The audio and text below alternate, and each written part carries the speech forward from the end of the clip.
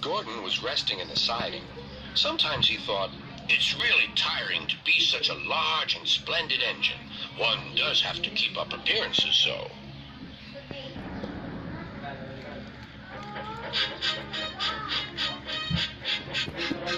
Beep, beep, beep, beep.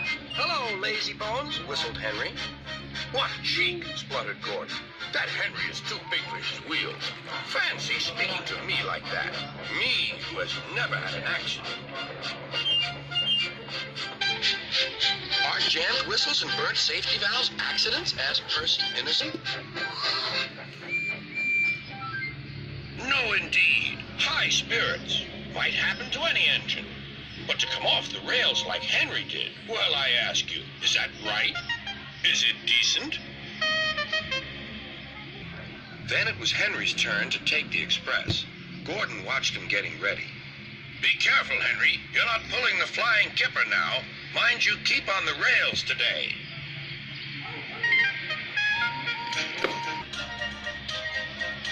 Henry went off in a huff.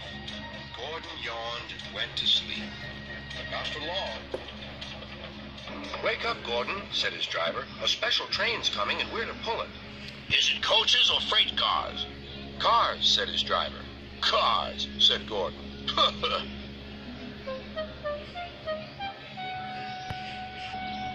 Gordon's fire was slow to start, so Edward had to push Gordon to the turntable to get him facing the right way. I won't go, grumbled Gordon. Don't be silly, puffed Edward. At last, Gordon was on the turntable. The movement had shaken his fire. It was now burning nicely and making steam. Gordon was cross and didn't care what he did. He waited till the table was halfway round. I'll show them, he hissed. He moved slowly forward to jam the table, but he couldn't stop himself and slithered into a ditch. Whoosh! He hissed. Get me out! Get me out! Not a hope, said his driver and fireman. You're stuck, you silly great engine. Don't you understand that? They telephoned Sir Topham Hatt. So Gordon didn't want to take the special train and ran into a ditch? What's that you say? The special's waiting? Tell Edward to take it, please, and Gordon, leave him where he is. We'll get him out later. On the other side of the ditch, some little boys were chattering. Oh, doesn't he look silly? They'll never get him out. They began to sing. Silly old Gordon fell in a ditch, fell in a ditch, fell in a ditch. Silly old Gordon fell in a ditch, all on a Monday morning. Gordon lay in the ditch all day. Oh dear, he thought, I shall never get out.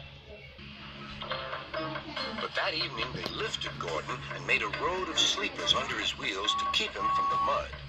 Strong ropes were fastened to his back end, and James and Henry, pulling hard, managed to bring him to safety.